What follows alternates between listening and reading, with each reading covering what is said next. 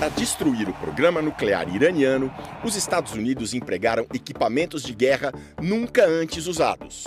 Mas qual a origem do programa nuclear do Irã, que tanto incomoda os adversários? Toda a parte de pesquisa e desenvolvimento na área nuclear teve a colaboração direta dos Estados Unidos no Irã. Pois é, ironicamente, o programa não foi criado na atual República Islâmica dos Ayatollahs, e sim muito antes, em 1957, com o incentivo dos Estados Unidos. Era a época do Shah Reza Pahlavi, que comandava o Irã, apoiado pelas potências ocidentais. Os americanos bancavam o programa Átomos pela Paz. Foi o modo de transferir a energia nuclear, as aplicações de energia nuclear, que eram estritamente militares, para a área civil. Você encontrava dezenas, eu diria centenas de iranianos fazendo doutorado nos Estados Unidos. Mas em 1979, uma revolta popular derrubou o Shah. E em pouco tempo, os Ayatollahs, religiosos islâmicos xiitas, tomaram o poder. Foi a partir de 1987 que esse programa nuclear, lá da época do Shah, passou a ser usado abertamente pelos Ayatollahs como um trunfo contra os seus inimigos mortais, Estados Unidos e Israel. A questão é que se o regime dos Ayatollahs ficou isolado, então eles se sentiram na obrigação de desenvolver energia nuclear por conta própria.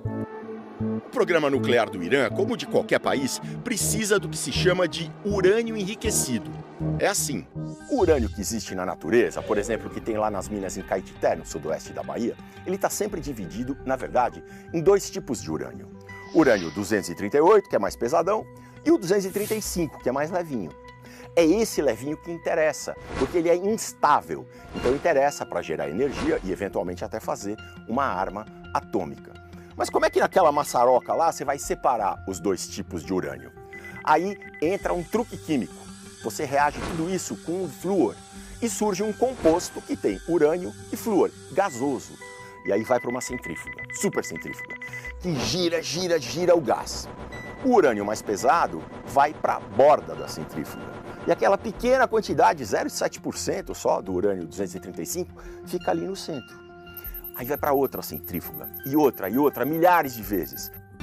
A cada passagem pelas centrífugas, a quantidade de urânio 235 aumenta, ou seja, o urânio vai sendo enriquecido.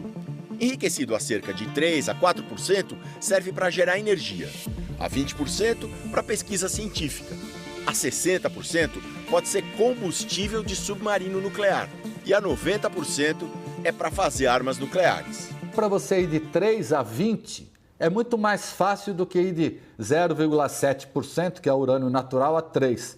Depois, para ir de 20 a 60 é muito fácil. E de 60 a 90 é muito fácil. O que há décadas o Ocidente se pergunta é: se o programa nuclear tem fins pacíficos, como diz o governo iraniano, então por que o Irã armazena tanto urânio enriquecido a 60%? Segundo o relatório mais recente da Agência Internacional de Energia Atômica, são 408,6 quilos, em tese suficientes para fabricar 9 bombas. A fiscalização tenta, na medida do possível, ser rigorosa. Só para vocês terem uma ideia, a agência mantém, em média, 7 a 8 inspetores permanentemente no Irã. Mas nem essas inspeções bastaram para convencer Israel. Os ataques começaram no dia 13 de junho. Já de saída, mataram comandantes militares e físicos da área nuclear. No passado, até físicos de outras especialidades também foram mortos, como um professor do Dr. Vahid. 15, 20 anos atrás, houve uma série de atentados contra alguns físicos no Irã, inclusive um dos meus professores, Ali Mohammadi, que ele era um professor na área de cosmologia e gravitação. Uma moto, um carro, explodiu na frente da casa dele e ele morreu na hora. Vahid, físico teórico do Irã, naturalizado brasileiro e que mora no Brasil, a duras penas mantém contato com a família por um aplicativo iraniano de mensagens que ele tinha instalado antes da guerra. Virou uma espécie de ponte para os iranianos no Brasil que querem saber se os parentes de lá estão bem. Eu consegui falar com a minha família, mas pessoas que agora estão no Brasil não conseguem agora se registrar nesses aplicativos. Então, eu estou intermediando muitos contatos, muitos amigos, colegas, e mando mensagem: ô Barrige, manda mensagem para esse número, ver se minha família também, onde é que eles estão. Agora, com o agravamento da situação, os contatos continuam instáveis e a angústia dos que querem saber da família aumenta a cada minuto. Depois dos bombardeios dos Estados Unidos, a grande preocupação é que o Irã feche o Estreito de Hormuz, um canal fundamental para todo o mercado mundial de petróleo. No campo de batalha, as forças de Israel e do Irã voltaram a se atacar. O primeiro contra-ataque do Irã ao bombardeio americano veio hoje bem cedo. Mísseis riscaram o céu de Jerusalém. A maior parte foi interceptada pelo sistema de defesa israelense. Em Tel Aviv, os moradores tiveram que passar a manhã de domingo em bunkers. Israel fez mais uma onda de ataques com mais mísseis perto de Bushehr.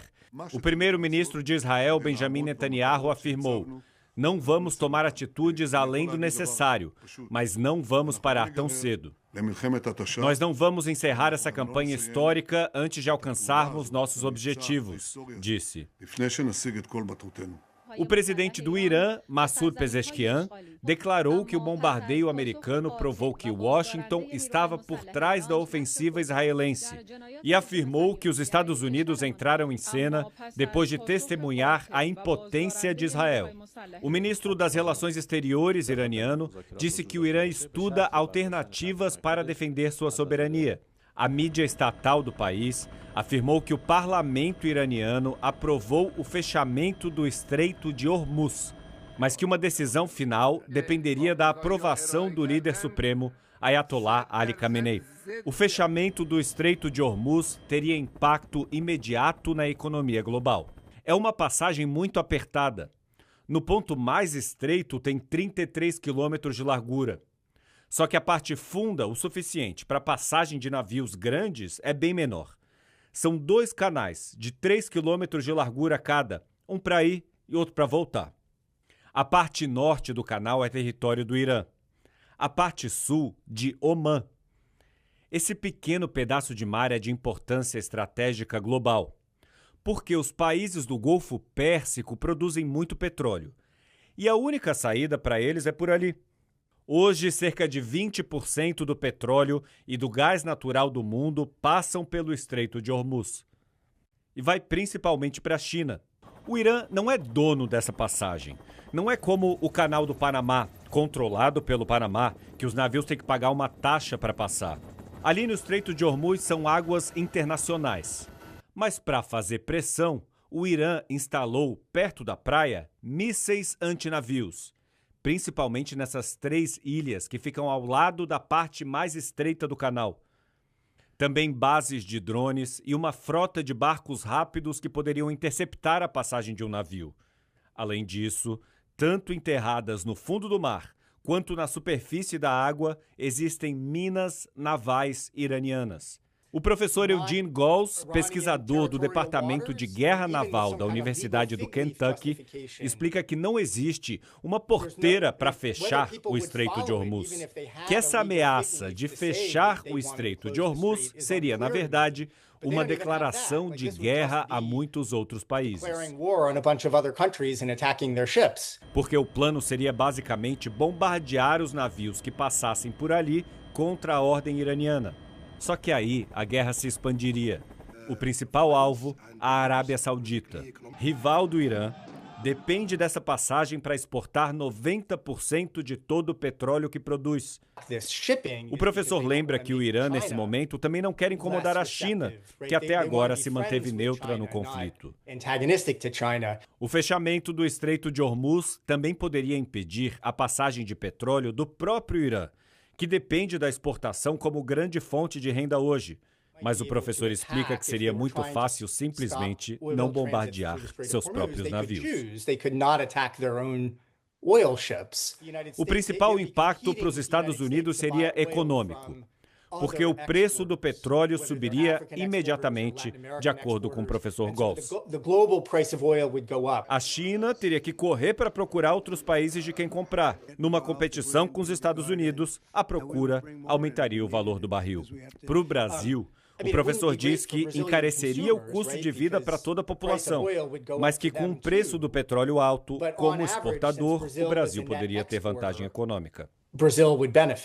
A incerteza já pode ser sentida. O preço da gasolina aqui nos Estados Unidos subiu 3% só na última semana. O preço do barril de petróleo vem subindo desde o início do conflito e teve nova alta hoje. O vice-presidente americano J.D. Vance disse que o fechamento do Estreito de Hormuz pelo Irã seria uma tática suicida.